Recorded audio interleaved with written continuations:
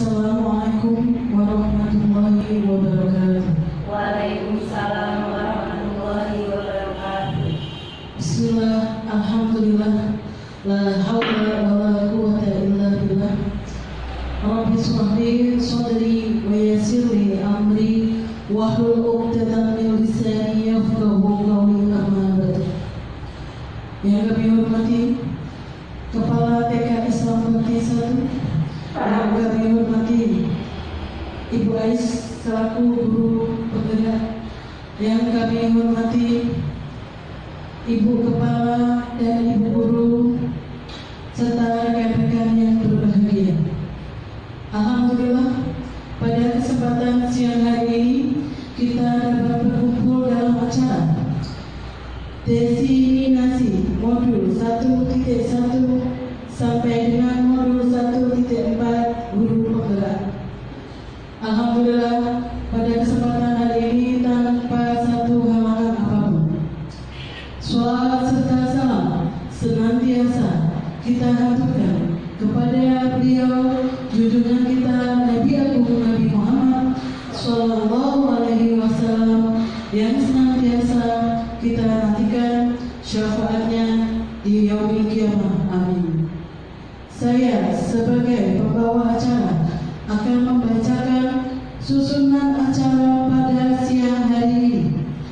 Acara pertama pembukaan, acara kedua sambutan kepala sekolah, acara ketiga pengisian materi, acara keempat lain-lain, dan acara kelima penutup.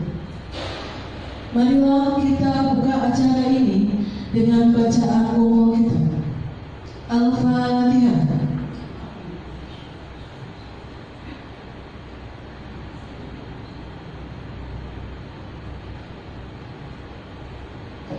Diucapkan terima kasih. Semoga dengan bacaan umum kitab tadi dapat memperlancar jalannya acara pada siang hari ini. Acara kedua sambutan kepala sekolah TK Islam Bakti 1 oleh beliau Ibu Rofiko SPD. Kepada beliau kami persilakan.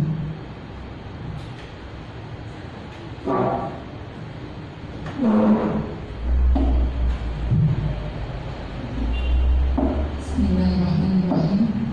Assalamualaikum warahmatullahi wabarakatuh. Waalaikumsalam warahmatullahi wabarakatuh. Bismillah, alhamdulillah, la haula wa la quwwata illa billah. Yang saya hormati guru penggerak, yang saya hormati teman-teman semua dari lembaga yang telah hadir hari ini. Syukur alhamdulillah kami panjatkan kepada Allah Subhanahu wa taala sehingga di hari ini kita bisa bersilaturahmi di TK kami, TK Islam Bakti 1, dalam kegiatan diseminasi modul 1.1 sampai modul 1.4 kegiatan calon guru penggerak angkatan 6. Alhamdulillah TK Islam Bakti 1 ada guru yang masuk guru penggerak. Saya sebagai yang dituakan di TK Islam Bakti 1 mengucapkan syukur alhamdulillah dengan kegiatan ini, dengan adanya kegiatan calon guru penggerak ini. Saya mengucapkan terima kasih kepada Ibu Aisyah, beliau yang masuk dalam calon guru penggerak ini. Semoga dalam pelaksanaan atau dalam mengikuti kegiatan calon guru penggerak selalu diberikan kesehatan, karena yang saya lihat selama mengikuti kegiatan calon guru penggerak itu kegiatannya banyak sekali. Saya sebagai yang dituakan tidak bisa membantu apa-apa, hanya membantu doa semoga beliau diberikan kesehatan. Dan dalam kesempatan ini beliau mengadakan kegiatan karena ini termasuk tugas dari calon guru penggerak ini. Kami juga mengucapkan terima kasih kepada rekan-rekan guru yang telah menyempatkan waktunya. Semoga nanti dalam kegiatan ini bisa mengambil hikmah dari kegiatan ini dan bisa diterapkan di lembaga-lembaga lainnya. Mungkin hanya ini dari saya. Akhir kata, wabillahi taufiq wal hidayah. Assalamualaikum warahmatullahi wabarakatuh.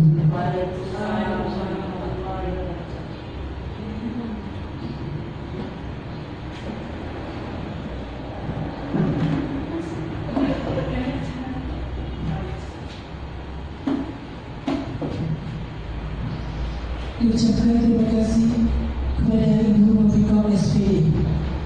Acara berikutnya yaitu pengisian materi oleh Ibu Aisyah SPD CGP Angkatan 6 TK Islam Bakti 1 Kota Pekalongan. Kepada Ibu Aisyah SPD kami persilakan.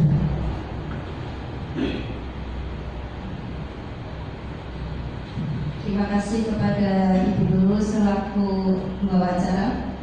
Assalamualaikum warahmatullahi wabarakatuh. Waalaikumsalam warahmatullahi wabarakatuh. Bismillahirrahmanirrahim. Rabbi shrahli sadri wa yassirli amri wahlul 'uqdatam min lisani yafqahu qawli.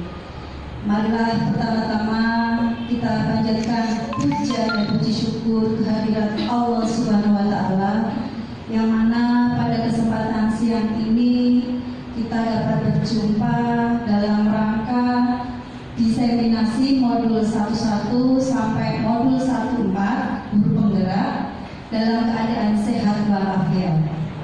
Semoga langkah panjenengan kesini diridai oleh Allah Subhanahu wa taala dan mendapatkan pahala yang sebanyak-banyaknya.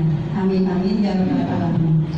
Yang terhormat Ibu Kepala Sekolah TK Islam Bakti 1, yang kami hormati dan kami banggakan ibu-ibu dan teman-teman Ikatan Guru Islam Bakti 1, 2, 3, dan 4, dengan puja-puji syukur kehadirat Allah Subhanahu wa taala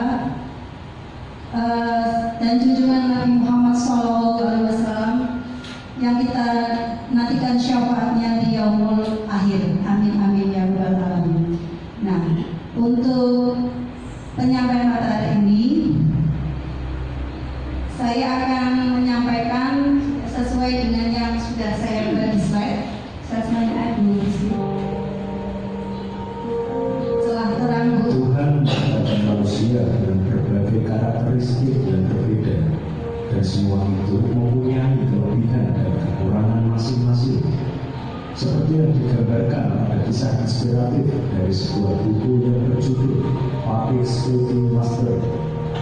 Nah, penasaran seperti apa kisahnya dan pelajaran apa yang terkandung dengan kisah tersebut? Mari kita simak setelah yang satu ini.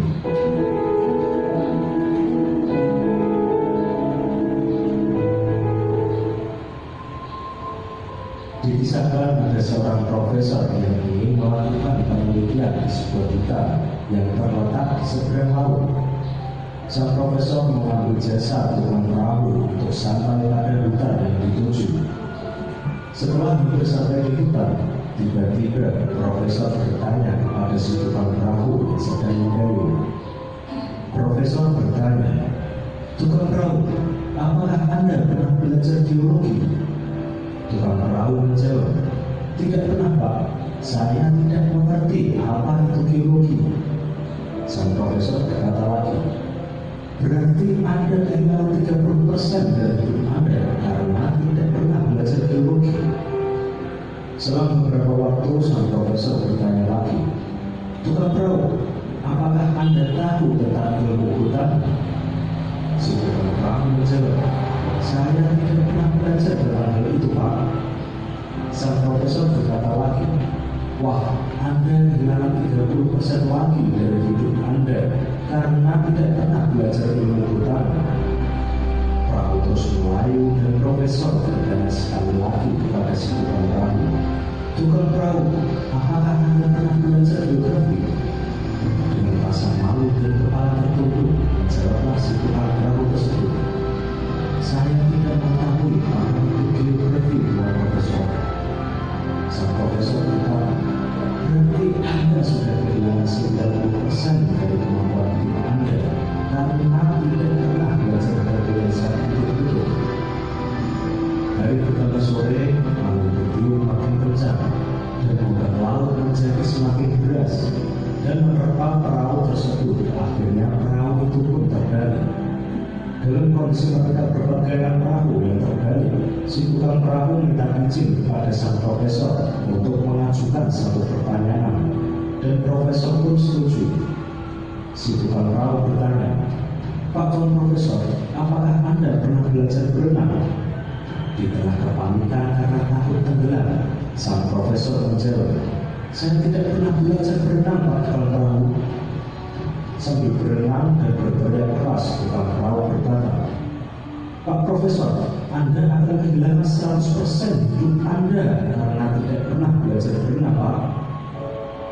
Tadi panjenengan sudah melihat isi dari cerita inspiratif ini tentang tukang perahu dan profesor. Apa ada yang bisa menjelaskan, Bu? Cerita ini maksudnya apa? Ada yang bisa? Monggo ibu-ibu di sini barangkali punya ide untuk menjelaskannya. Monggo. Dulu. Bumi, monggo, tidak apa-apa. Tentang cerita profesor dan tukang perahu. Mungkin yang saya tangkap di sini bahwa kita intinya itu tidak boleh menyia-nyiakan waktu yang telah diberikan dari yang telah diberikan kepada kita. Jadi untuk belajar, jadi selagi ada kesempatan untuk belajar, kita gunakan waktu itu dengan sebaik-baiknya. Itu saya, terima kasih. Ya, kita berikan aplaus buat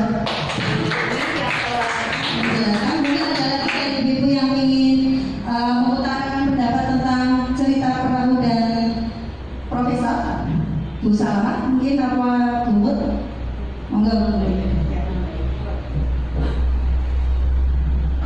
Sedikit menambah ya Bu, seperti cerita yang inspiratif yang tadi saya tangkap itu, ya intinya seperti tadi yang kata Bumi, kita jangan kalau menuntut ilmu tidak ada terbatasan waktu, pokoknya selama masih bisa ya terus ya Bu. Terima kasih kepada Bud. Kita berikan aplaus juga buat Bud yang telah mengutarakan pendapatnya. Ya, kita punya pendapat masing-masing. Kalau intinya dari ini kita itu tidak boleh merasa sombong, Bu, karena setiap orang itu mempunyai kelebihan masing-masing. Kayak tukang perahu kan bisa karena dia hidupnya di laut, dia bisa berenang. Nah, karena si profesor ini dari kecil tidak pernah berenang, dia di pertengahan jalan laut itu tenggelam. Akhirnya apa? Si tukang perahu mengatakan akan kehilangan 100% nyawanya. Karena dari pertama si profesor ini bilang ke tukang perahu bahwa kalau merugikan kalau dia tidak belajar ilmu geologi. Nah, makanya dari cerita ini kita tidak boleh merasa sombong, tidak boleh merasa bisa. Kita harus menghormati orang lain. Intinya seperti itu. Dan pendapatnya teman-teman ini sudah bagus, sudah menjelaskan atau mengutarakan tentang isi cerita di itu tadi. Lanjut kita hari ini mengikuti diseminasi dengan perasaan gembira, ya Bu, karena kita sudah meluangkan waktu dengan panjenengan dan atas ini dan harus perasaannya gembira karena akan mendapatkan materi yang nanti saya sampaikan. Terus yang kedua, mendengarkan dan menghargai orang lain berbicara. Seperti tadi ada yang mengutarakan pendapat tentang itu tadi. Terus aktif dalam diseminasi. Misalkan ada yang mau menanggapi, mau memberikan masukan atau mau bertanya, silakan. Nah, yang satu-satu. Ya, yang pertama yang saya pelajari di guru penggerak ini yaitu modul 1.1. Seperti di PMM platform Merdeka Belajar, mungkin ibu sudah pernah dengar, sudah pernah tahu dari kita sekolah mungkin. Lanjut Bu Rizky. Nah, semboyan pendidikan Ki Hajar Dewantara yang dikenal dengan trilogi pendidikan. Ing Ngarsa Sungkolodo, ing Madya Mamangkarsa, Tutpuri Handayani. Nah, ing Ngarsa Sungkolodo di depan seorang guru itu menjadi panutan, menjadi suri tauladan bagi murid-muridnya. Kalau yang ing Madya Mamangkarsa berarti yang di tengah, berarti seorang guru membangun semangat. Terus yang ketiga Tutpuri Handayani, di belakang memberi dorongan. Artinya apa? Guru harus bisa menjadi panutan bagi murid, guru membangun semangat dan dapat menjadi teman untuk berkembang menuju cita-citanya. Guru harus selalu mendorong murid dalam mengembangkan bakat dan minat sesuai yang dikehendaki. Berarti kita dalam pembelajaran harus berorientasi pada murid. Kalau dulu mungkin kalau kita pembelajaran di center ya Bu, guru sebagai center. Tapi sekarang pembelajaran itu harus berpusat pada murid. Bagaimana murid itu bisa kreatif, ya. Lanjut. Nah, tujuan pendidikan Ki Hajar Dewantara menuntut segala kodrat yang ada pada anak agar mereka dapat mencapai keselamatan dan kebahagiaan setinggi-tingginya, baik sebagai manusia maupun sebagai anggota masyarakat. Nah, pendidik itu hanya dapat menuntun tumbuh atau hidupnya kekuatan kodrat yang ada pada anak-anak agar mereka dapat memperbaiki lakunya, bukan dasarnya hidup dan tumbuhnya kekuatan kodrat anak.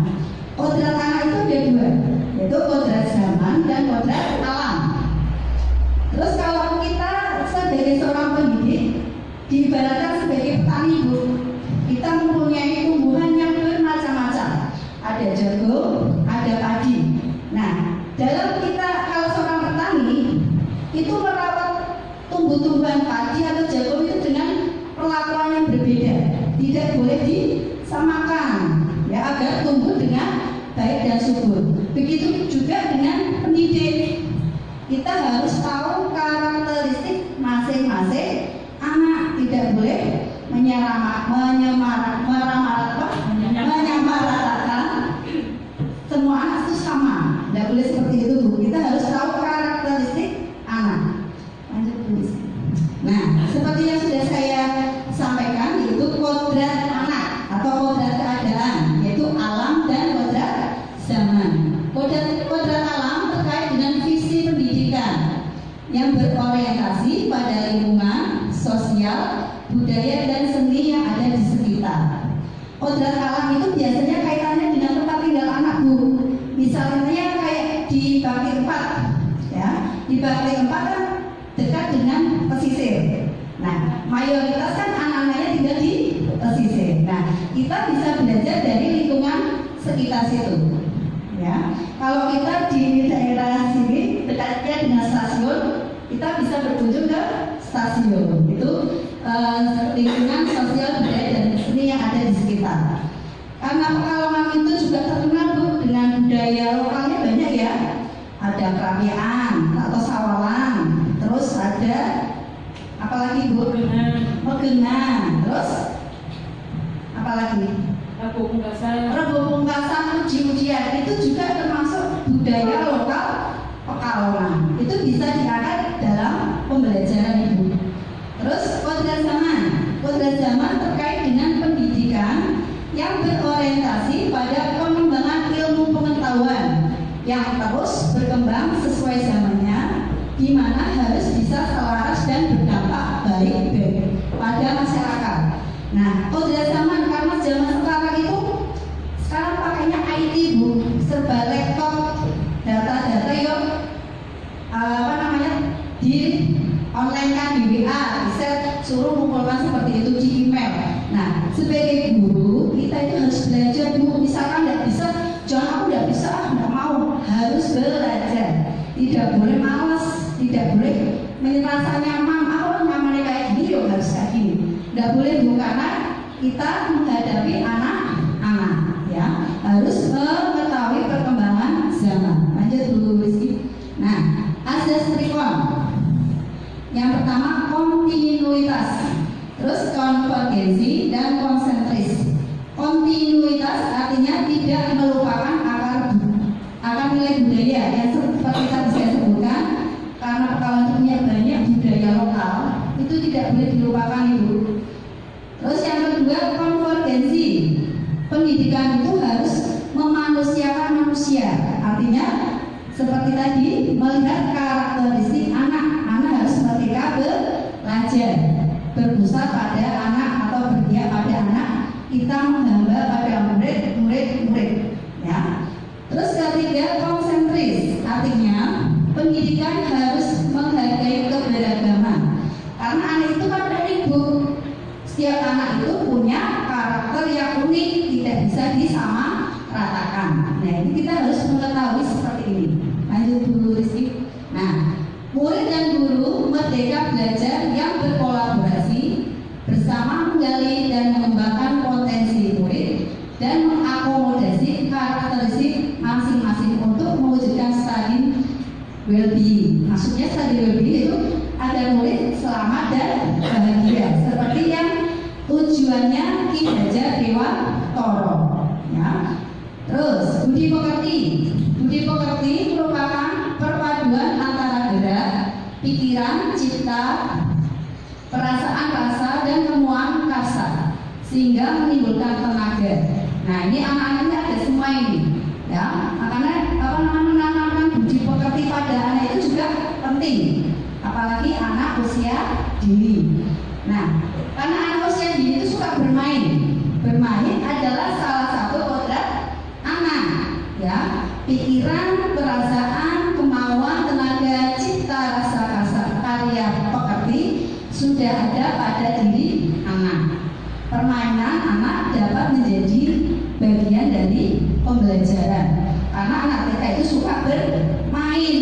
Kalau yang disuruh pembelajaran yang pusing-pusing, nah itu tidak mau, karena sukanya bermain, masa golden age ya.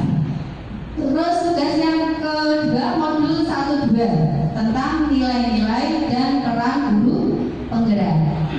Nah, di sini biar Ibu tahu nilai-nilai guru penggerak itu ada 5 Ibu.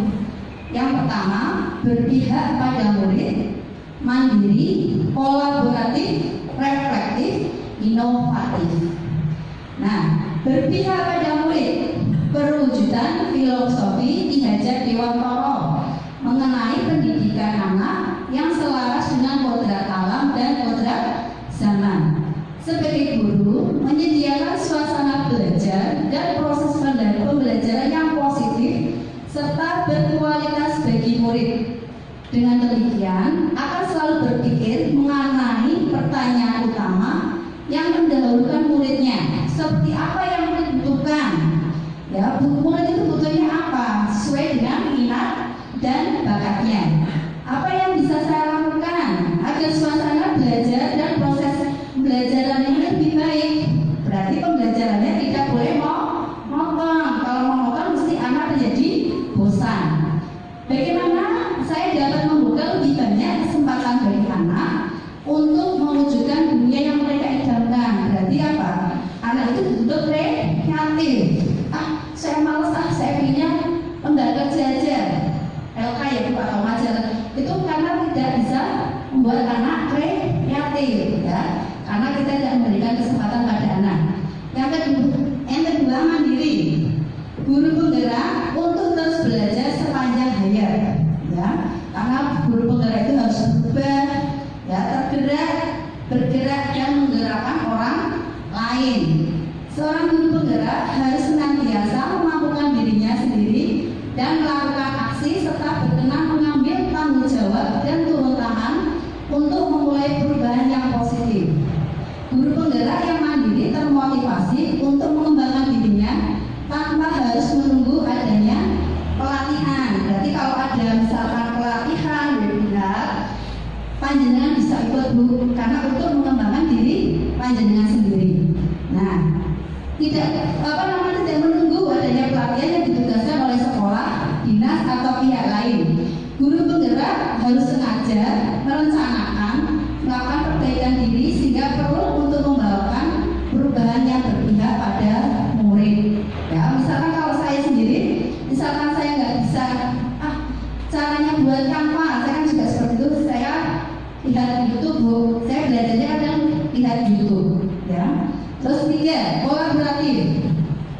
Guru penggerak memperhatikan pentingnya saling ketergantungan yang positif terhadap seluruh pihak pemangku kepentingan yang berada di lingkungan sekolah maupun di luar sekolah. Contohnya kerjasama dengan orang tua murid, komunitas terkait. Nah, dalam mencapai tujuan pembelajaran, dalam mewujudkan profil pelajar Pancasila, seorang guru penggerak akan bertemu banyak sekali pihak yang mampu mendukung pencapaian profil pelajar Pancasila. Guru penggerak diharapkan mampu mengomunikasikan kepada semua pihak mengenai pentingnya keberpihakan pada murid. Ya, karena pembelajaran sekarang harus berpihak pada murid. Yang keempat, inovatif, yaitu suatu nilai ataupun sifat di mana seorang individu yang memiliki nilai ini memiliki pemikiran atau ide baru yang memudahkan dirinya sendiri maupun orang lain dalam melakukan suatu aktivitas. Makna dari nilai inovatif yaitu seorang guru penggerak mampu senantiasa memunculkan gagasan segar dan tepat guna. Dengan demikian, nilai inovatif ini juga mengisyaratkan penguatan semangat ko-kreasi atau gotong royong dan pemberdayaan aset atau kekuatan yang ada di sekolah untuk mewujudkan visi bersama. Ya, karena guru penggerak juga merumuskan visi. Ya, nanti di modul 1.3 itu lanjut terus. Reflektif itu mengaitkan dengan pengalaman sebelumnya, itu melakukan evaluasi diri terhadap kegiatan atau proses yang telah dilaksanakan, bersedia menerima segala masukan dan bersikap terbuka dan terus mengembangkan sikap hal yang positif serta tercipta perubahan yang berdampak pada murid, diri sendiri dan lingkungan kerja. Guru penggerak mampu senantiasa merefleksikan dan memaknai pengalaman yang terjadi di sekelilingnya, baik terjadi pada diri sendiri serta pihak lain, dengan mengevaluasi kembali pengalaman tersebut hingga menjadi pembelajaran dan panduan untuk menjalankan perannya di masa mendatang. Yang merefleksikan diri, pengalaman sebelumnya dikaitkan dengan pengalaman yang akan datang, ya, perlu ditindaklanjuti juga. Terus peran guru penggerak, yang pertama pemimpin pembelajaran, menjadi coach bagi guru lain, mendorong kolaborasi, mewujudkan kepemimpinan murid atau student agency. Yang kelima, menggerakkan komunitas. Pemimpin pembelajaran, seorang guru penggerak harus bisa menjadi pemimpin pembelajaran yang baik sesuai dengan trilogi Ki Hajar Dewantara yang sudah saya sebutkan tadi, yaitu ing Arsa Keluarga, ing Madya Makarsa, Tekuri Handayani. Mengajar dengan kreatif, guru penggerak harus mampu menemukan metode yang tepat dalam penyampaian materi belajar. Pembelajaran dengan metode yang kreatif, guru memberi contoh kepada siswa untuk selalu berinovasi dalam mencari ilmu, mendorong tumbuh kembang murid secara holistik. Mengikuti seluruh aspek profil pelajar Pancasila, bukan hanya di kelasnya tetapi juga di kelas lain. Terus untuk peran yang kedua yaitu menjadi coach bagi guru lain atau menjadi pelatih atau menjadi mentor. Nah, seorang guru juga harus membawa pengaruh terhadap lingkungan di sekelilingnya dan menjadi coach bagi rekan kerjanya dengan cara saling berbagi, menjadi pelatih atau coach mentor pelatih bagi guru lain untuk pembelajaran yang berpusat pada murid. Guru penggerak memiliki program untuk menjadi pelatih atau pembimbing atau pemimpin dalam membantu guru-guru lain. Guru penggerak diharapkan mampu melakukan perubahan dalam pendidikan, baik di sekolah maupun di luar sekolah. Lanjut. Yang ketiga yaitu peran mendorong kolaborasi.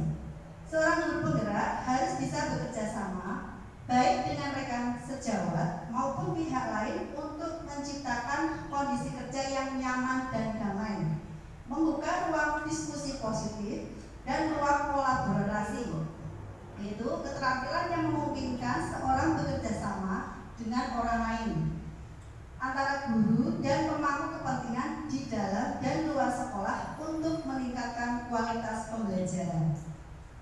Peran yang keempat yaitu mewujudkan kepemimpinan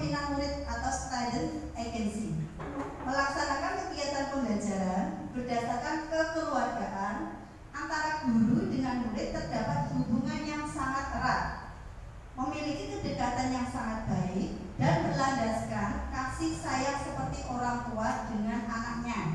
Kita harus itu ya dekat dengan anak. Ya, adanya kedekatan yang erat antara guru dan murid menjadikan kegiatan pembelajaran dapat berjalan secara dialogis.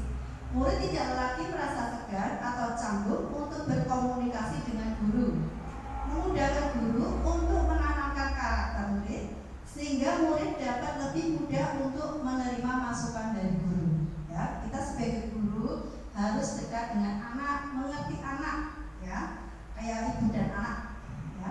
Terus selanjutnya, peran yang selanjutnya menggerakkan komunitas praktisi.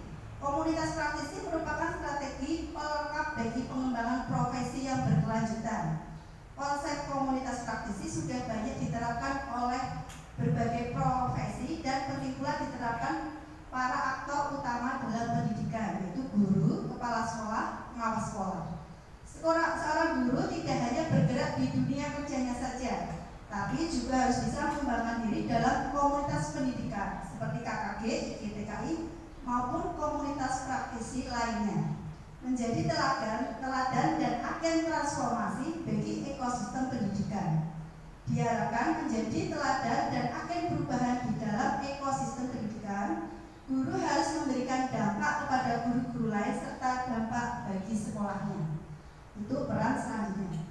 Nah, yang tadi sudah saya sebutkan yaitu profil pelajar Pancasila. Ada 6 dimensi, Bu, yang sekarang sudah diterapkan di itu ya, Merdeka Belajar ya. Yang pertama, dimensi yang pertama itu beriman, bertakwa kepada Tuhan Yang Maha Esa dan berakhlak mulia. Yang kedua, berkebinekaan global. Yang ketiga, bergotong royong. Yang keempat, kreatif. Yang kelima, bernalar kritis. Dan yang terakhir, mandiri. Ini 6 dimensi profil pelajar Pancasila.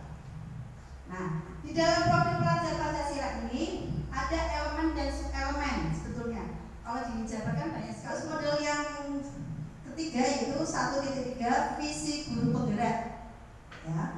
Kalau visi guru penggerak itu berbeda dengan visi sekolah, Bu. Ini kita buat sendiri. Nanti tapi pelaksananya nanti berkolaborasi dengan kepala sekolah, teman sejawat maupun pemangku kepentingan untuk pelaksananya. Tapi kemarin visi guru penggerak itu merumuskan sendiri, tapi pelaksananya nanti bareng-bareng bersama kepala sekolah, rekan sejawat dan pemangku kepentingan.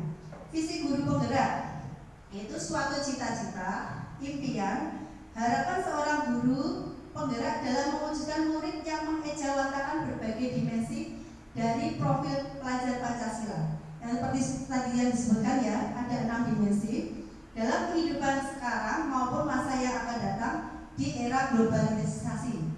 Untuk itu dalam menyusun visi harus memperhatikan kebutuhan dan karakteristik murid dengan berlandaskan profil pelajar Pancasila. Kebutuhan murid itu ada itu ya, minat, terus kesiapan belajar dan profil belajar, itu kebutuhan murid. Lanjut. Ini prakarsa perubahan dari visi guru penggerak diturunkan menjadi prakarsa perubahan.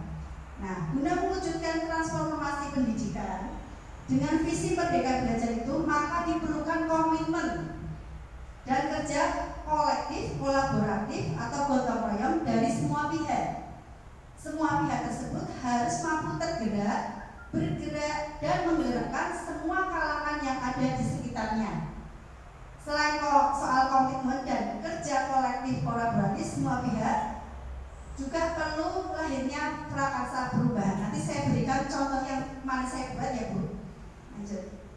Sebuah prakarsa perubahan memerlukan 3 elemen penting yang terkait satu sama lain. Ketiga elemen penting prakarsa perubahan itu yaitu inisiatif perubahan, adanya pemimpin dan pengikut. Sebuah inisiatif prakarsa perubahan yang baik menghadirkan 3 pengaruh, yaitu berpihak pada murid, berdampak terhadap murid, dan dapat ditiru. Sementara itu yang bermaksud berdampak terhadap murid yaitu bukti nyata perubahan positif yang dirasakan. Dengan tadi merumuskan visi, berarti nanti ada aksi nyatanya yang diterapkan di sekolah.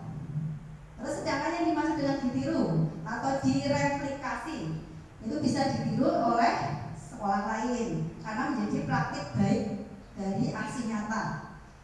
Terus dapat menyebar dan dapat dirasakan oleh banyak murid dimanapun berada. Nah, jadi seperti ini ya.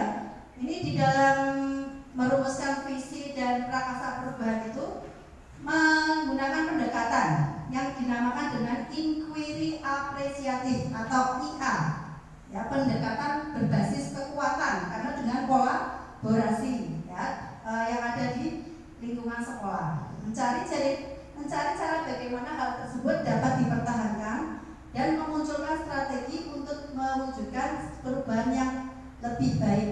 Ya, nanti kelemahan dan kekurangan itu tidak relevan lagi, berbijak dari hal positif yang ada. Sekolah kemudian menyelaraskan kekuatan tersebut dengan visi sekolah, impian dan visi setiap warga sekolah. Ya, lanjut. Nah, ini dalam merumuskan visi ada tahapannya bagja, namanya bagja Bu. Baca itu singkatan. Ya, seperti apa? Apa fokus utama dari proses inquiry yang akan Anda lakukan? Apa tujuan dari inisiatif yang akan Anda lakukan? Mengapa Anda ingin melakukannya? Ini yang nanti tahapan-tahapan ini yang termasuk buat pertanyaan ini. Terus ambil pelajaran. Apa saja daya dukung yang tersedia? Berarti aset, ya Bu, aset. Apa yang sudah berjalan dengan baik? Siapa saja yang terlibat dalam kontribusi menghasilkan hal positif pada komunitas? Terus yang G, gali mimpi. Apa yang jadi impian saya? Saya itu pinginnya seperti ini, seperti itu. Ya, ini digali mimpi. Apa saja kemungkinan positif yang akan terjadi di masa depan? Terus lanjut. Jabarkan rencana. Berarti langkah-langkahnya dalam merumuskan visi itu, ya, berurutan dan simultan yang harus dilakukan. Bagaimana agar setiap orang dalam komunitas dapat berkontribusi membantu terwujudnya perubahan? Kapan dan di mana aksi upaya transformasi itu dilakukan? Ya, terus atau eksekusi itu berarti aksi nyatanya wujudnya. Siapa yang akan melakukan apa, bagaimana dan kapan? Bagaimana mengukur kemajuan dan melanjutkan langkah? Bagaimana cara menjaga komitmen dan konsistensi dalam mengeksekusi rencana itu atau eksekusi. Nah, ini visi guru penggerak yang kemarin saya buat, yaitu terwujudnya murid yang beriman dan bertakwa kepada Tuhan Yang Maha Esa, mandiri, bernalar kritis dan kreatif sesuai dengan profil pelajar Pancasila. Nah, prakasa perubahan saya yaitu mengembangkan pembelajaran yang dapat menumbuhkan percaya diri pada murid TK Islam Bakti 1. Ya. Di slide pertama, ya, itu demonstrasi kontekstualnya. Terus yang kedua visi saya, yang ketiga prakasa perubahan, yang keempat itu yang sudah saya sampaikan tadi buat pertanyaan. Buat pertanyaan ini, pertanyaannya itu loh, apa yang harus saya lakukan untuk menumbuhkan percaya diri pada murid? Nah, yang sebelahnya itu tindakan atau penyelidikannya dengan mencari informasi dari berbagai sumber bagaimana cara menumbuhkan percaya diri pada murid. Terus berkolaborasi dengan warga sekolah tentang cara menumbuhkan rasa percaya diri, melakukan diskusi dengan manajemen sekolah terkait fasilitas yang menunjang cara menumbuhkan percaya diri, memberikan kegiatan pembelajaran yang dapat menumbuhkan rasa percaya diri. Ini yang buat pertanyaan. Terus yang ambil pelajarannya, yang pertanyaannya siapa saja yang berhasil menumbuhkan percaya diri? Aktivitas apa saja yang dilakukan untuk menumbuhkan percaya diri? Potensi apa saja yang dimiliki untuk menumbuhkan percaya diri? Nah, untuk tindakan atau penyelidikannya itu survei lingkungan belajar yang pernah berhasil menumbuhkan rasa percaya diri pada murid, yaitu atau model atau kolaborasi. Terus membuat daftar aktivitas keberhasilan dalam menumbuhkan rasa percaya diri, menggali potensi diri yang menunjang tumbuhnya percaya diri. Itu diambil pelajaran. Terus yang selanjutnya yaitu gali mimpi. seperti sudah saya katakan, yaitu mimpinya ingin apa sih, seperti apa. Bagaimana perasaan saya setelah murid mulai percaya diri? Apa saja yang saya lakukan apabila murid sudah menunjukkan percaya diri? Apa sih yang akan saya lakukan untuk mempertahankan dan meningkatkan percaya diri pada murid? Nah, untuk sebelah itu tindakannya, ya, membuat gambaran murid yang ideal, melibatkan murid, menerapkan sikap percaya diri dalam pembelajaran. Terus pendokumentasian juga perlu, Bu. Ya, dalam mewujudkan ini juga perlu pendokumentasian, baik foto, video maupun yang lainnya. Terus jabarkan rencana, langkahnya apa saja dalam menumbuhkan percaya diri. Waktunya berapa lama untuk menumbuhkan percaya diri. Terus sarana dan prasarana juga. Terus tindakannya apa? Sudah yang ada di sini ya, Bu, ya. Terus yang selanjutnya yaitu atur eksekusi. Nah, siapa saja yang akan saya libatkan? Tentunya ya warga sekolah. Terus kapan rencana pelaksanaannya dimulai? Biasanya di awal semester ya, untuk mewujudkan visi tersebut. Siapa yang bisa mengarahkan atau memantau saya dalam melaksanakan pembelajaran? Bisa pengawas, bisa kepala sekolah, ya, untuk mengobservasi kelas pembelajaran di kelas saya. Nah, bagaimana rencana tindak lanjutnya? Misalkan ada masih kekurangan, dan nanti ditindaklanjuti. Itu, Bu, ya, yang kemarin saya buat di guru penggerak ini. Berarti yang tadi PDF. Nah, ini model yang terakhir, Bu. Ini yang modul terakhir di modul 1. Ini sudah masuk modul 2, ya. Ini modul yang terakhir yaitu 1.4 budaya positif. Lanjut. Nah, ini ada pertanyaan pemantik atau pemandu, ya. Yang pertama, hukuman dapat mendisiplinkan anak.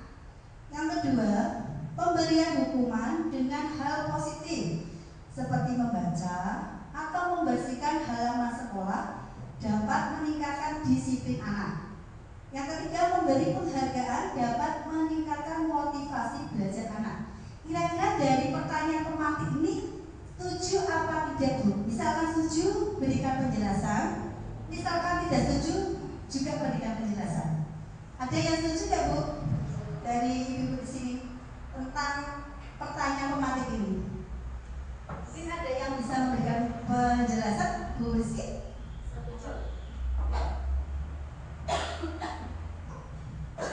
Menurut saya, pertanyaan dari 1 sampai dengan 3 itu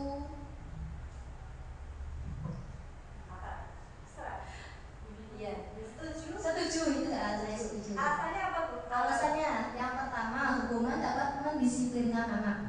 Kan biasanya kita sering menghukum anak itu misalnya lari ke lapangan, itu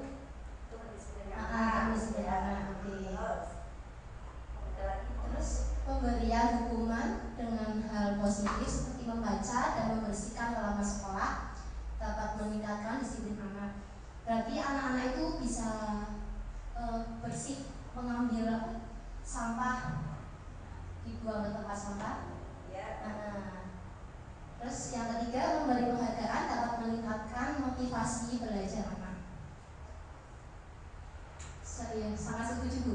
Kalau penghargaan itu seperti apa, Ibu? Penghargaannya? Oh, penghargaan. Misal yang itu kok. Misal anak-anak diberi bintang. Oh iya, ya, kalau enggak tos sama bu guru. Nah, oh iya. Terima kasih, Bu Rizky. Aplaus buat Bu Rizky, ya, yang telah memberikan atau mengemukakan pendapatnya. Mungkin ada yang tidak setuju, Bu, dengan pertanyaan pemantik ini. Monggo, Bu Nurul.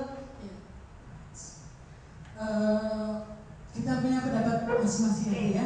Kalau saya tidak setuju dengan kata-kata hukuman, karena anak usia dini itu mereka bukan hukuman, ya, Bu.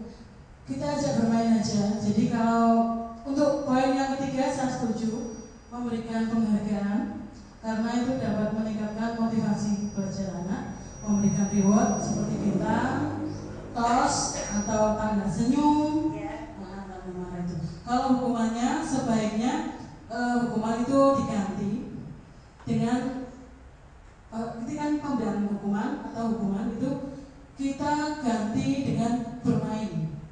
Ya, bermain. Jadi anak-anak itu kan masih bermain ya Bu.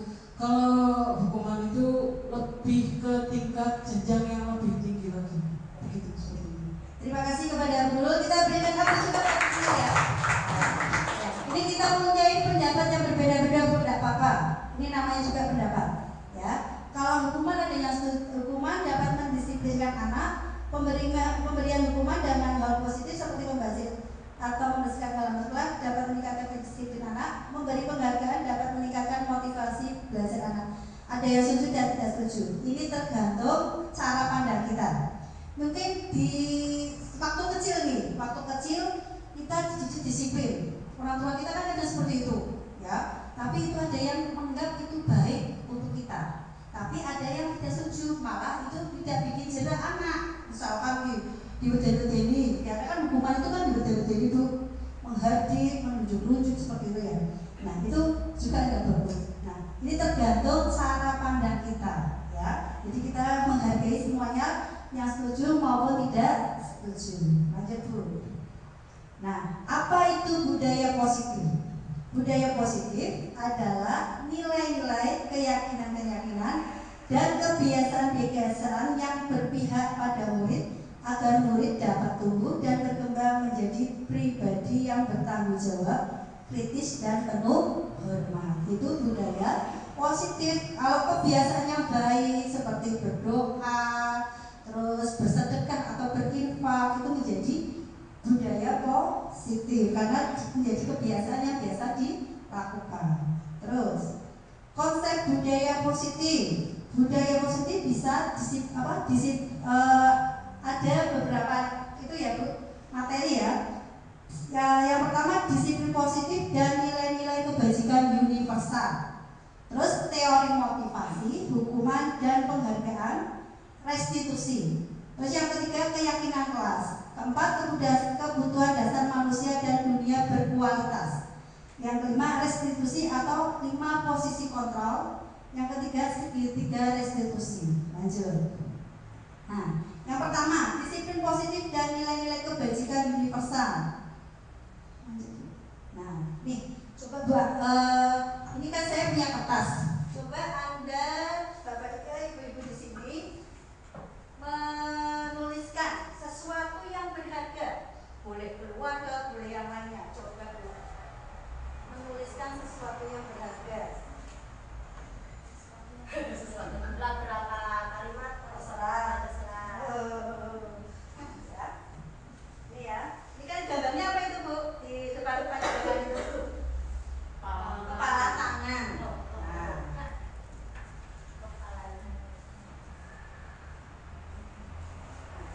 Anda diminta untuk menuliskan sesuatu yang berharga.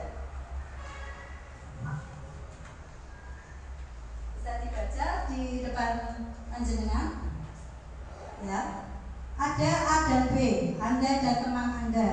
Sobeklah secari kertas kecil, tuliskan benda atau sesuatu yang sangat berharga. Letakkan di salah satu tangan Anda dan genggam benda sesuatu tersebut dengan segala daya. Buatlah sebuah kepalan. Terus teman Anda akan mencoba dengan sekuat tenaga, dengan berbagai cara untuk meminta Anda untuk memberikan benda tersebut. Bisa dibujuk, dirayu, diancam, dihardik, disuap. Nah, Anda sebagai yang diminta itu masih tetap menggenggam atau terbuka seperti itu Bu. Monggo silakan ditulis terus di kepala, diremet-remet ya, diremas-remas. Monggo. Terserah, boleh apa? Anak, boleh suami, boleh apa? Terserah. Itu sesuatu yang berharga menurut panjenengan.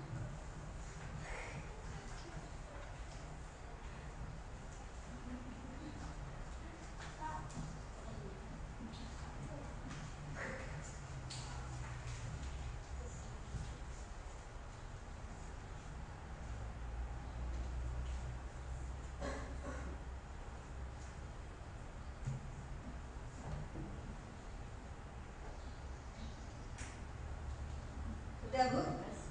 Ya. Saya akan mencoba mendekati salah satu ibu yang di sini ya. Salah satu contoh-contohnya. Saya mencoba mendekati salah satu.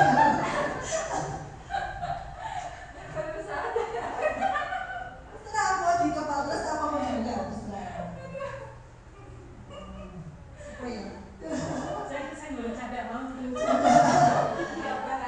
Nih, saya mau mendekati kuning, ya. Kuning, boleh dah saya buka kepala tangan kuning, boleh dah. Apa?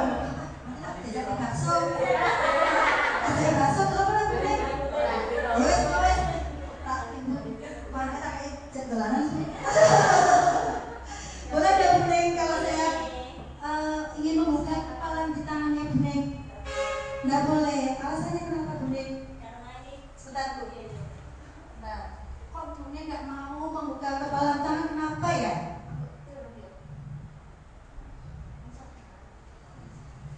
Karena ini sangat berharga bagi diri saya. Berharga sekali. Berharga. Kenapa Bune kok berharga sekali Bune? Ini kan keluarga ya. Keluarga itu bagi saya itu sangat penting. Ya. Berharga. Tempat di mana saya pulang mengadu kalau ada suatu masalah. Jadi suatu yang berharga bagi saya. Oh iya, terima kasih Bune. Ya, kita berikan aplaus kepada Bune ya, telah memberikan atau mengungkapkan pendapatnya. Ya, tidak boleh dibuka karena keluarga itu sesuatu yang berharga. Tempat di mana Bune habis pulang kerja kesel ya dibesuk-besuknya Bune ya. Saya akan mendekati lagi. Nah, ini Bu Salama. Boleh nggak saya membuka kepala tangan Bu Salama? Nah, nggak boleh. Kenapa Bu Salama? Enggak boleh Bu. Kenapa? Kalau saya nggak boleh buka nanti taris. Kok telah taruh? Ya Bu Salama. Kenapa nggak boleh buka Bu Salama? Karena ini adalah kesayangan saya, apa ya? Apa sih?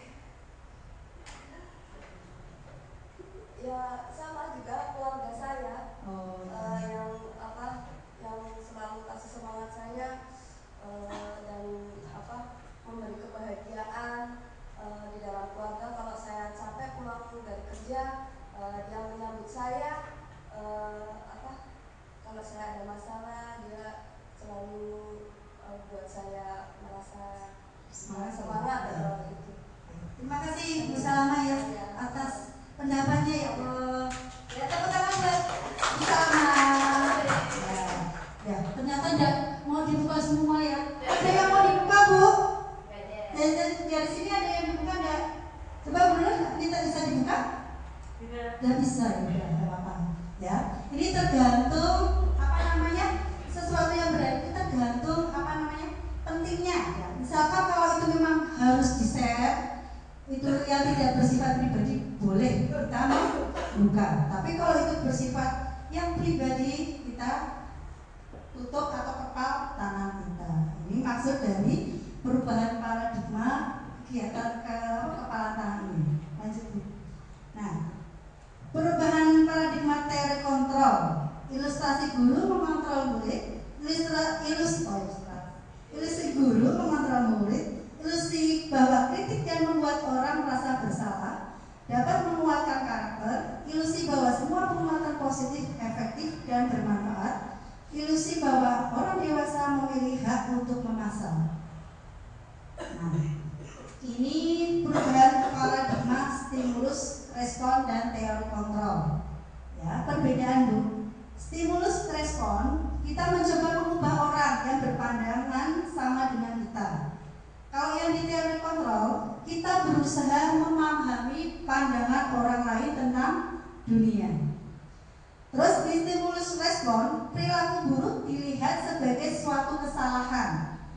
Kalau teori kontrol, semua perilaku mempunyai tujuan. Misalkan anak melupakan sesuatu, kita tidak boleh langsung memarahinya. Ya, kita menanyakan kok bisanya makanan ini tumpah kenapa seperti itu. Orang lain yang stimulus respon, orang lain bisa mengontrol saya, tapi teori kontrol hanya Anda yang bisa mengontrol diri Anda. Terus yang stimulus respon, saya bisa mengontrol orang lain. Pemaksaan ada pada saat bujukan gagal, ya dipaksa kayak tadi saya mencoba membuka kepalan tangan ibu-ibu semua, tapi tidak boleh, padahal sudah saya paksa ya Bu ya. Terus Anda tidak bisa mengontrol orang lain. Kalau teori kontrol, kolaborasi dan konsensus menciptakan pilihan-pilihan baru. Kalau stimulus respon, model berpikir menang kalah. Tapi kalau teori kontrol, berpikir menang. Ini apa makna disiplin? Ya, disiplin berasal dari bahasa Latin, yaitu artinya belajar.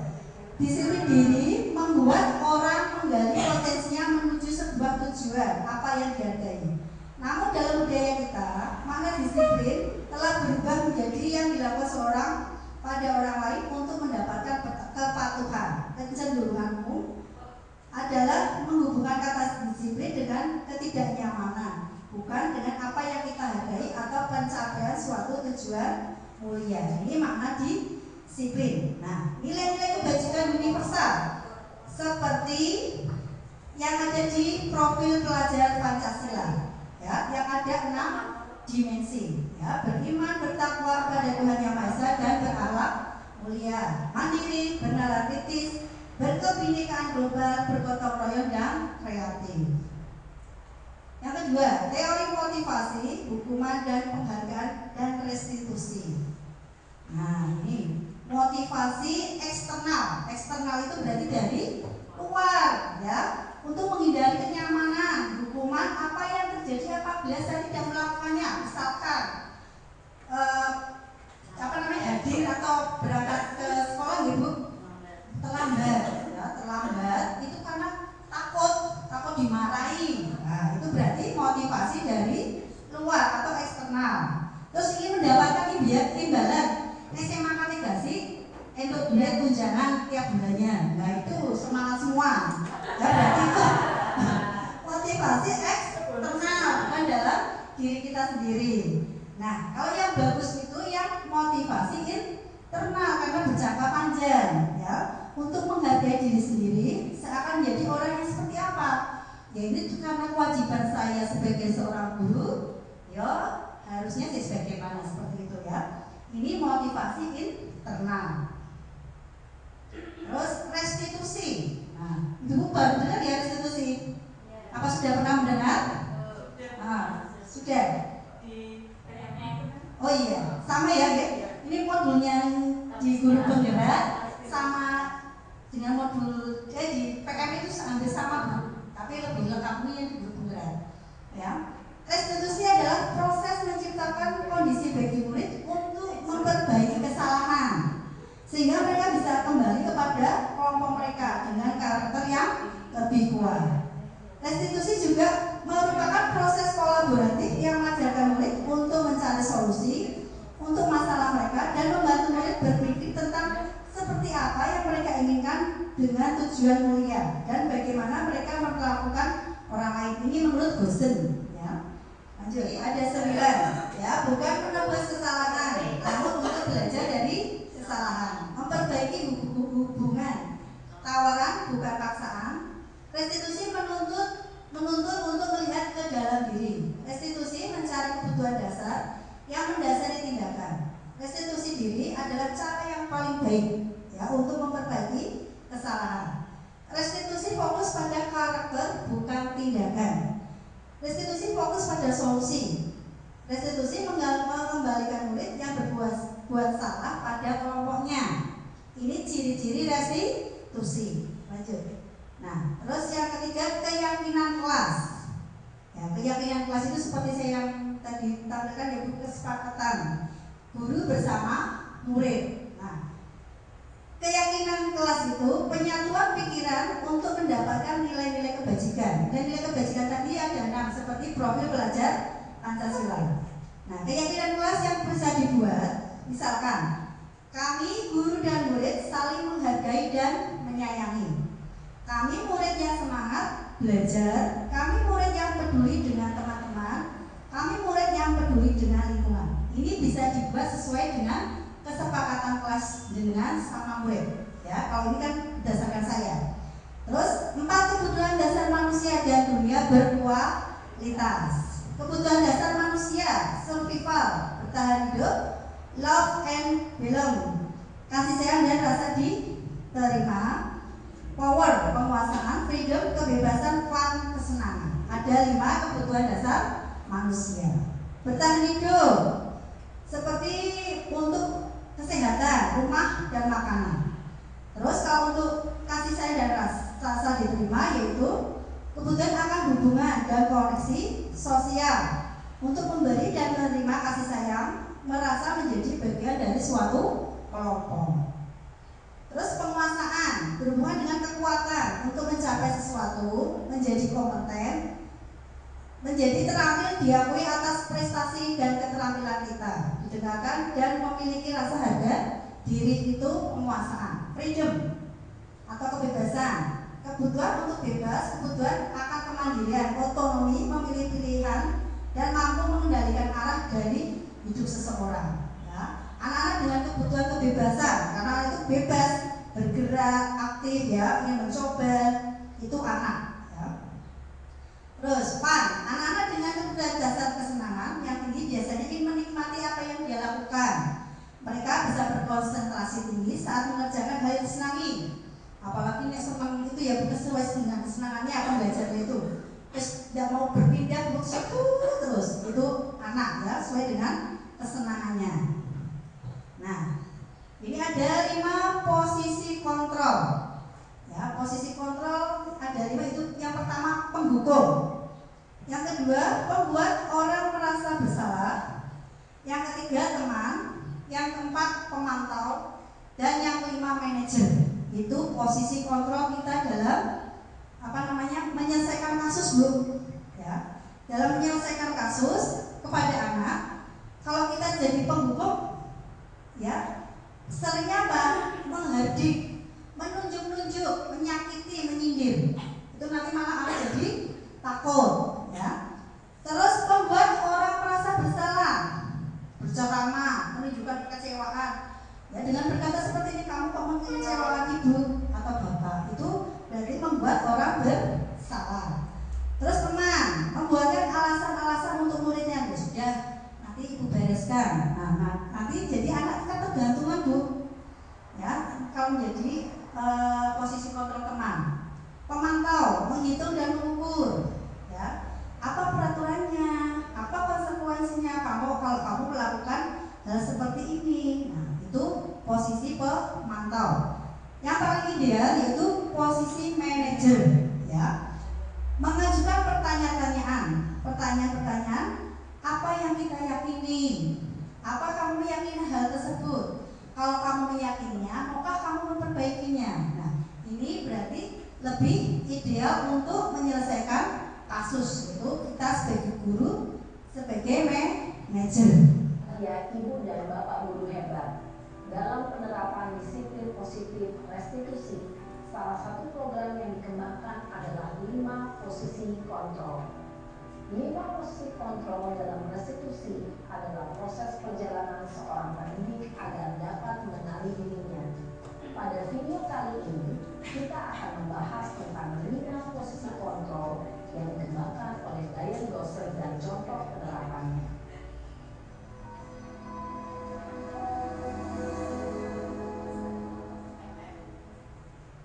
5 posisi kontrol itu adalah 1. Posisi penghukum, 2. Posisi pembuat merasa bersalah, 3. Posisi teman, 4. Posisi pemantau atau monitor, dan 5. Posisi manajer. Untuk lebih memahami kelima posisi tersebut, mari kita saksikan kasus Naren yang terlambat hadir 20 menit di sekolah dan melihat bagaimana kelima posisi kontrol dalam menghadapi masalah tersebut.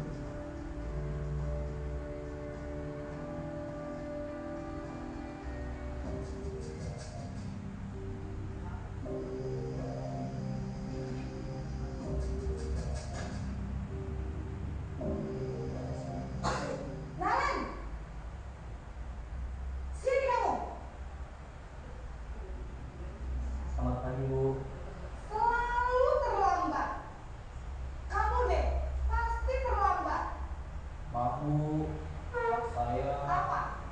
Apa coba? Alasan kamu apa lagi? Kapan sih kamu tidak terlambat? Malas sekali ya kamu jadi anak. Saya... Dasar pemalas. Gak kapok-kapok sih kamu.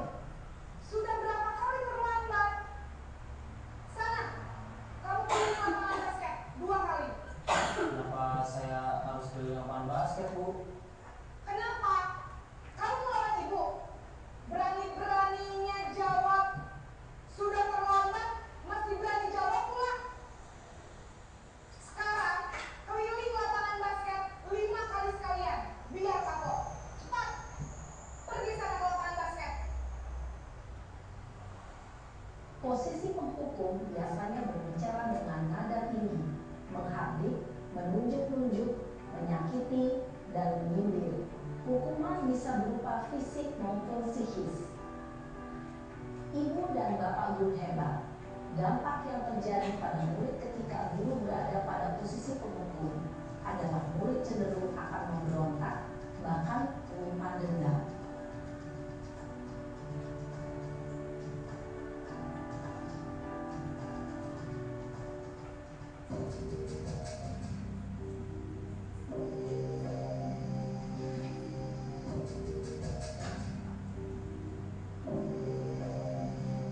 Naren!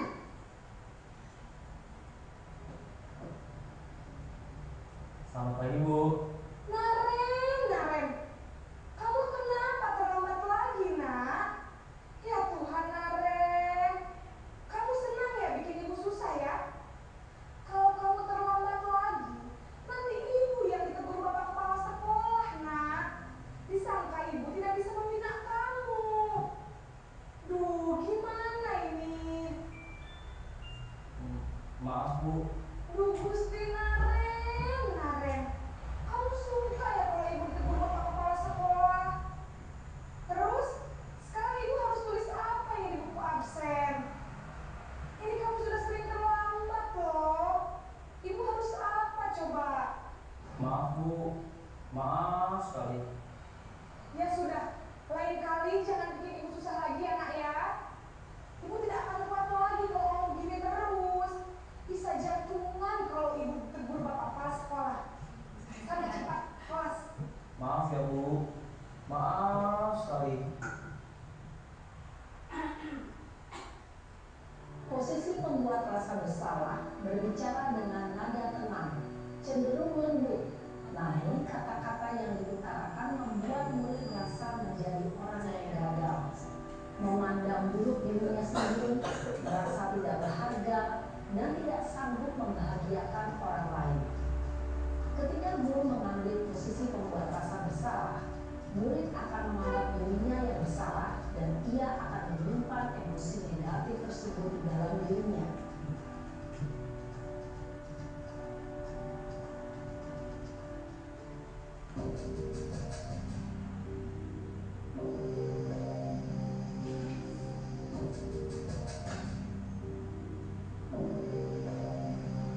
Naren!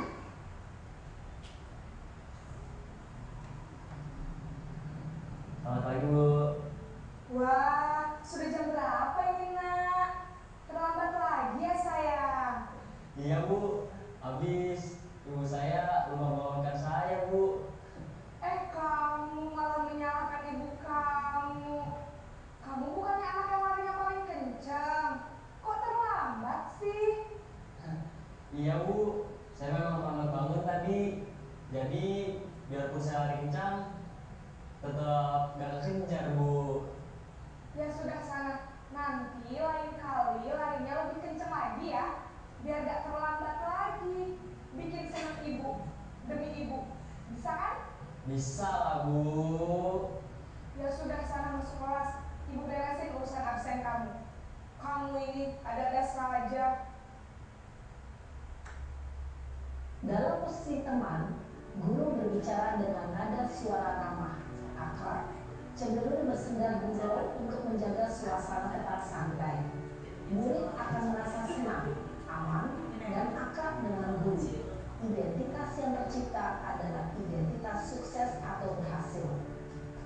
Namun, ilmu masih dorongan eksternal, maka ada faktor ketergantungan dari murid kepada orang tertentu. Di sini guru absennya, sehingga di lain waktu murid bisa berperilaku baik, namun hanya kepada orang-orang tertentu saja.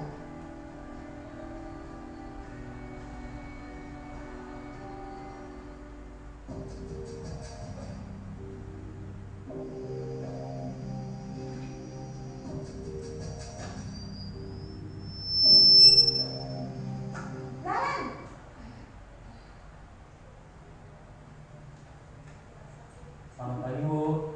Naren, apa peraturan sekolah kita tentang jam berapa kita harus masuk sekolah, Nak? Kita harus di sekolah jam 7, Bu. Iya, betul. Sekarang sudah jam 7.20. Naren sudah tahu konsekuensinya jika terlambat hadir. Paham, Bu. Saya harus pindah kelas pas jam istirahat selama 20 menit. Iya, benar. Konsekuensinya demikian.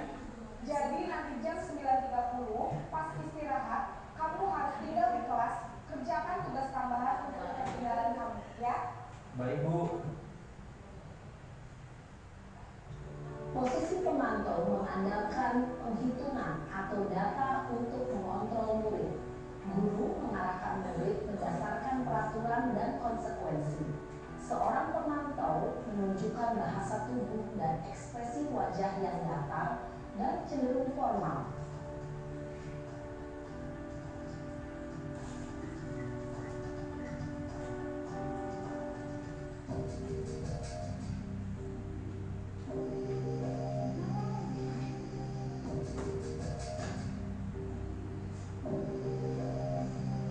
Naren!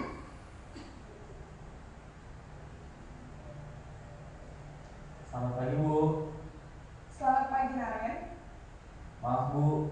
Saya terlambat. Iya, sekolah masuknya jam 7, sekarang sudah jam 7.20. Jadi sekarang bagaimana ini, Naren? Maaf, Bu. Saya lupa setel alarm saya semalam. Baiklah, menurut kamu, keyakinan sekolah yang mana yang perlu kamu tingkatkan? Menghargai diri sendiri dan orang lain mungkin, ya, Bu. Setuju. Jadi, apakah Naren meyakini prinsip saling menghormati tersebut? Iya, Bu. Saya meyakininya. Apakah Naren bersedia memperbaiki masalah keterlambatan ini? Bersedia, Bu. Bagaimana kamu akan memperbaiki masalah keterlambatan ini? Saya akan coba untuk tidak lupa menyetel alarm saya, Bu. Baik, kalau Naren lupa menyetel alarm di rumah, ada orang yang kira-kira bisa bantu mengingatkan tidak? Ada, Bu. Kakak saya, Kak Emma. Ada lagi selain Kak Emma? Selain Kak Emma, ada ibu saya. Baik, jadi yang mengingatkan Naren adalah Kak Emma dan ibu kamu, ya? Kira-kira akan mulai setel alarm kapan nih, Naren?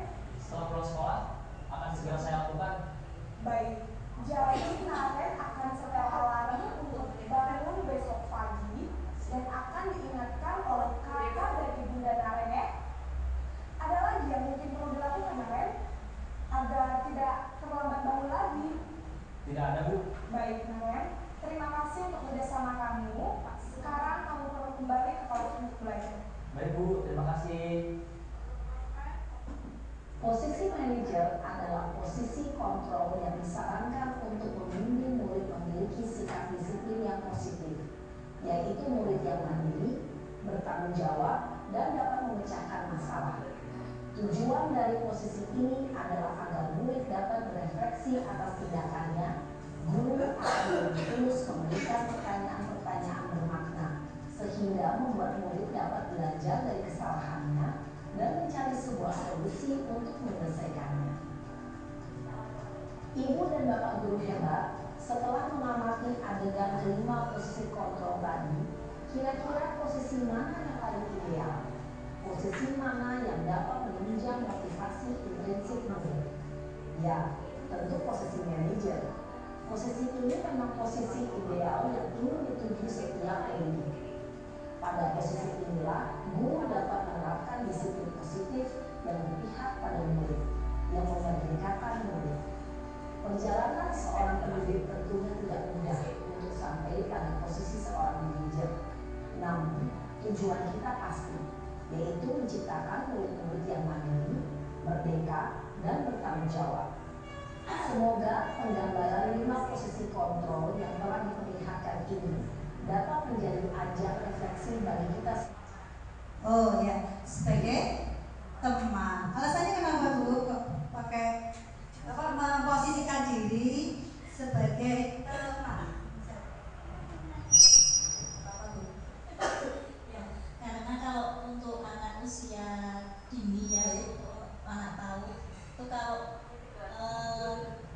deklarasi nanti anaknya besoknya tidak mau berangkat, terus nanti takut sama gurunya. Jadi memposisikan sebagai teman. Matur nuwun. Nih, selanjutnya segitiga restitusi. Ya. Segitiga restitusi itu ada 3. Yang pertama, menstabilkan identitas. Yang kedua, validasi tindakan yang salah. Dan yang ketiga, menanyakan keyakinan. Lanjut Bu Rizky. Nah, menstabilkan identitas. Ya, dengan membuat anak yang merasa gagal karena berbuat salah menjadi positif terhadap dirinya. Dengan perkataan seperti ini Bu, yang seperti di slide, ya, berbuat salah itu hal manusiawi, tidak ada manusia yang sempurna. Terus Bapak Ibu juga pernah buat salah. Bapak Ibu tidak tertarik untuk mencari tahu siapa yang benar, siapa yang salah. Kalau kamu menyalahkan dirimu sendiri, terus apakah kamu bersikap baik pada dirimu sendiri? Terus yang kedua, validasi tindakan yang salah, itu membantu siswa mengenali basic need atau kebutuhan yang ingin dipenuhinya ketika melakukan kesalahan itu. Dengan guru berkata, kamu bisa saja melakukan hal yang lebih buruk, tapi kamu tidak melakukannya. Terus kamu pasti punya alasan mengapa melakukannya. Apa yang penting bagi kamu boleh tetap berusaha menjaga sikap itu, tapi tambahkan sikap yang lain. Maukah kamu belajar cara lain untuk mendapatkan yang kamu butuhkan tanpa harus memukul? Apakah kamu bisa melakukan dengan lebih baik besok lagi? Terus yang ketiga, menanyakan keyakinan. Ya, dengan melihat anak melihat kesalahannya dihubungkan dengan norma sosial dan nilai yang mendasari manusia berinteraksi dengan orang lain. Apakah nilai yang kita percaya di sekolah? Dengan perkataan seperti itu, nilai-nilai universal apa yang telah kita sepakati? Kelas yang idealis seperti apa? Kamu ingin jadi seperti anak seperti apa? Apa yang kamu rasakan ketika kamu melakukan itu? Kamu menjadi orang seperti apa? Itu menanyakan. Ada tugas membuat rancangan tindakan aksi nyata untuk diterapkan di pembelajaran kelas saya. Lanjut terus. Nah, untuk judulnya menumbuhkan budaya positif literasi digital pada anak usia dini dengan pemanfaatan TIK dalam pembelajaran di kelas. Ya, karena saya mengajarnya di kelompok B, itu kan anak-anak sudah ya sedikit-sedikit diajari membaca ya Bu. Tapi kalau membacanya itu teks, kadang anak itu bosan, tidak mau malah lari-lari. Nah, ini kemarin saya sudah mencoba dengan memanfaatkan IT. Dengan laptop, dengan LCD, anak-anak itu senang Bu. Jadi itu dengan YouTube Kit, ya, belajar membaca, anak-anak itu tuh bisa, oh ini huruf ini bacanya ini. Anak itu jadi lebih aktif. Terus juga anak-anak juga menggunakan jambot Bu untuk mengetik. Ya, mengetiknya menggunakan jambot. Misalkan anak-anak pengennya nulisnya apa? Ika itu hurufnya apa saja? I, K, A, nanti disuruh menulis hurufnya satu-satu di laptopnya itu, di keyboardnya. Ini pertama saya berkolaborasi dengan Ibu Viko untuk menyampaikan rancangan saya. Assalamualaikum warahmatullahi wabarakatuh.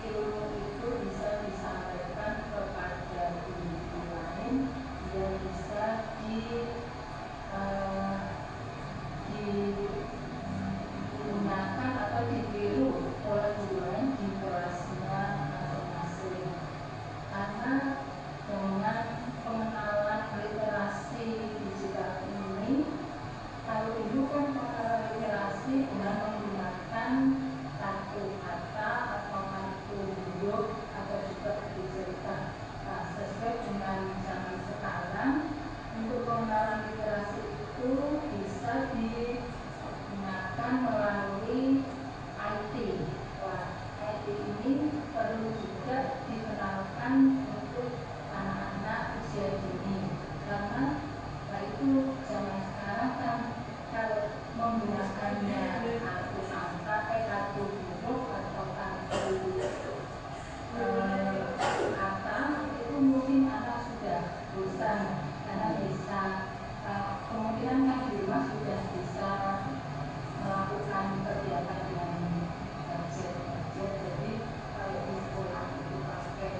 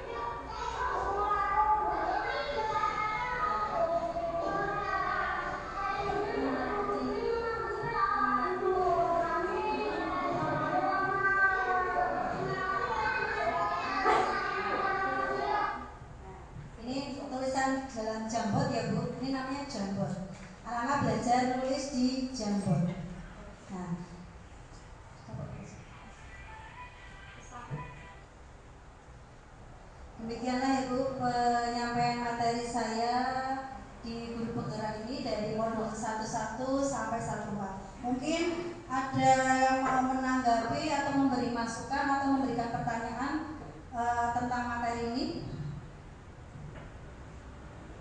Ada nggak Bu?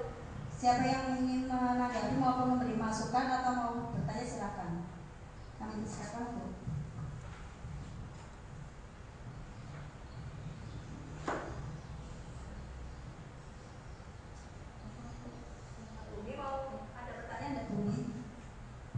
Bu Rizky, mungkin ada pertanyaan?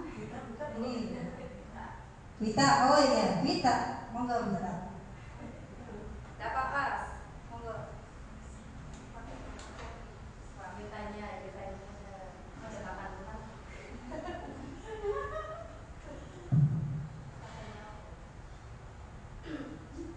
monggo Bu Wita, saya persilakan untuk bertanya atau di luar materi ini yang saya tahu ya monggo.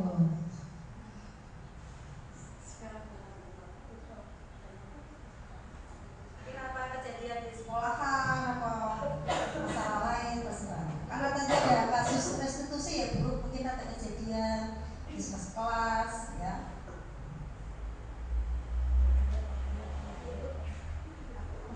Atau materi yang belum dipahami, mungkin Ibu masih bingung atau sudah pernah lihat di PMN mau menanggapi boleh, silakan. Apa sudah paham semua? Gimana Bu Rita? Mau bertanya Pak? Udah. Bu Rizky monggo. Bu Rizky silakan. Bu Rizky mumpung masih di sini silakan bertanya. Nanti ada di rumah tak jawabnya enggak dilihat di sini. Jadi Bu tadi kan belajarnya menggunakan IT ya. Yes. Nah, sedangkan di kelas saya itu ada satu anak yang sukanya semua barang itu dilempar, entah pensil, entah apa mainan. Nah itu cara kesepakatan sama anaknya itu gimana? Terima kasih Bu Rizky ya. Saya juga ada murid seperti itu Bu. Itu tadi yang saya suruh nulis, ngetik atau membaca itu anak seperti itu Bu. Itu namanya Angga. Dia kalau suruh baris muter-muter ya begitu ya, muter-muter. Kegiatan berdoa, temannya sudah berdoa dia usil. Ya, ambil mainan disebar di. Kan saya kalau berdoa melihat Bu, saya tarik itu melihat. Pasti mainannya ada di tengah. Biar anak-anak itu merespon dia. Tapi saya bilang ke anak-anak sudah tahu. Biarkan Mas Angga bermain. Kalau anak-anak sudah jempol berdoa semua. Tapi pas waktu itu saya punya ide. Saya meminta anak tersebut, Mas Angga itu memimpin doa Bu, pakai link ini. Masya Allah senangnya kok Bu, apal Bu. Padahal dia cara belajarnya mungkin dia mendengar tapi tidak mau duduk seperti itu. Dia anaknya memang saat ini pintar Bu, cuman dia kalau nggak ada alatnya dia nggak mau. Modelnya seperti itu.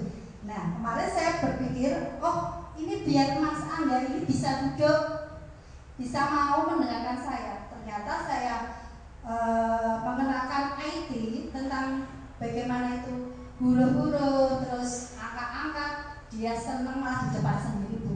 Padahal dia kan waktu itu juga saya kasih kegiatan menggambar bebas, terserah.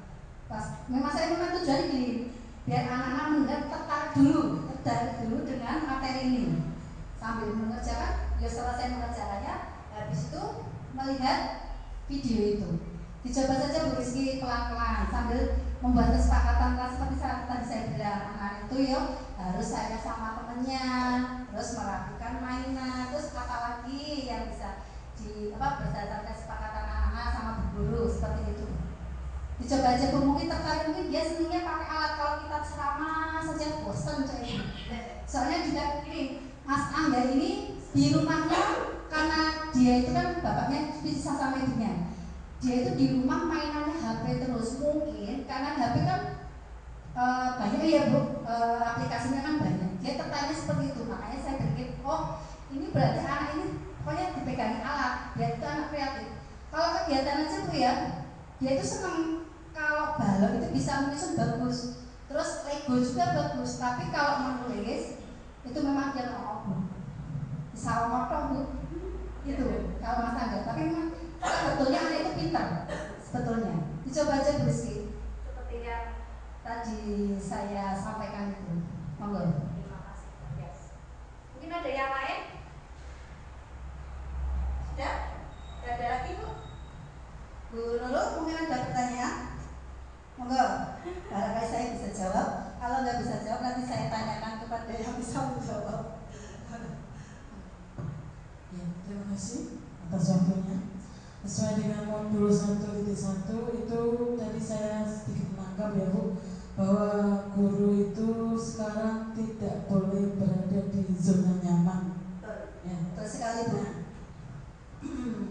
Pertanyaan saya, kalau seandainya bagaimana cara kita bukan menegur ya Bu bahasanya itu, bagaimana kita sharing dengan guru yang masih berada di zona nyamannya dia, agar tanpa menyakiti hatinya dia itu tergerak. Ada kan pasti ya, kita semua punya kekurangan dan kelebihan masing-masing.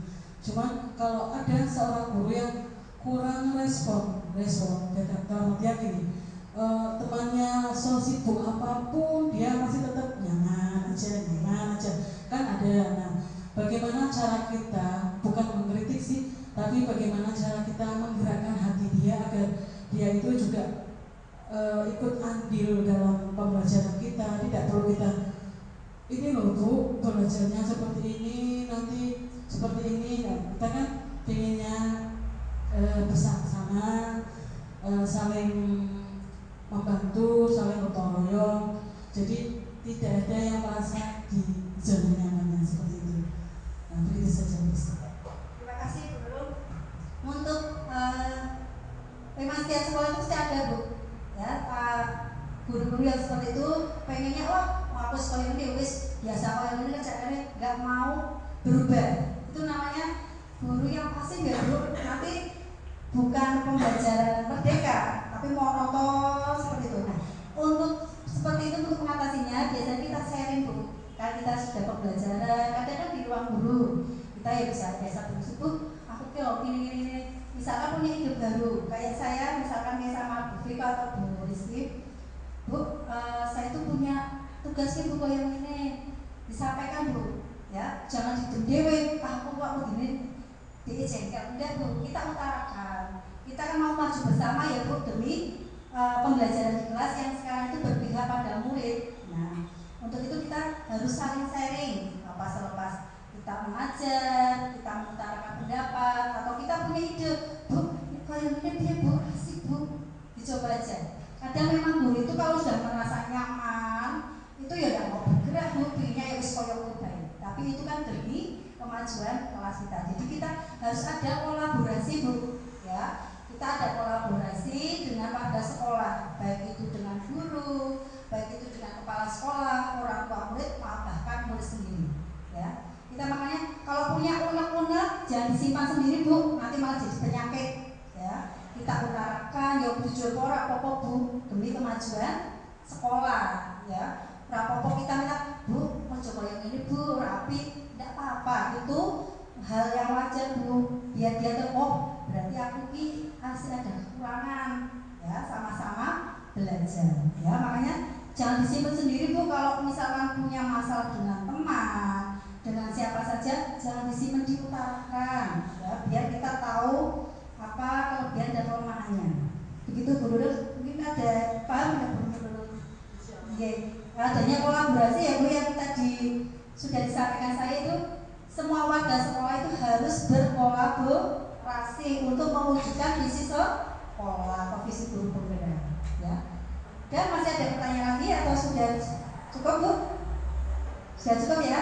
Nah, demikianlah rangkaian penyampaian materi dari saya. Semoga bermanfaat dan sudah mengganggu aktivitas dan istirahat panjenengan gitu, oke. Sekian dari saya. Wassalamualaikum warahmatullahi wabarakatuh. Waktu dan tempat saya kembalikan ke pembawa acara. Terima kasih atas pengisian materi yang disampaikan oleh Bu Aisyah SPD. yang tentunya sangat bermanfaat bagi kita semua, terutama untuk guru-guru yang belum mengikuti guru penggerak. Itu bisa kita jadikan ilmu yang insya Allah bisa kita terapkan di lembaga kita masing-masing. Acara berikutnya yaitu doa penutup. Marilah kita tutup acara ini dengan bacaan hamdalah. Alhamdulillahirabbil alamin. Terima kasih, saya sebagai pembawa acara mohon maaf apabila ada kekurangan. Segala kebenaran dari Allah dan kesalahan kehilafan milik saya pribadi. Billahi taufiq wal hidayah. Wassalamualaikum warahmatullahi wabarakatuh.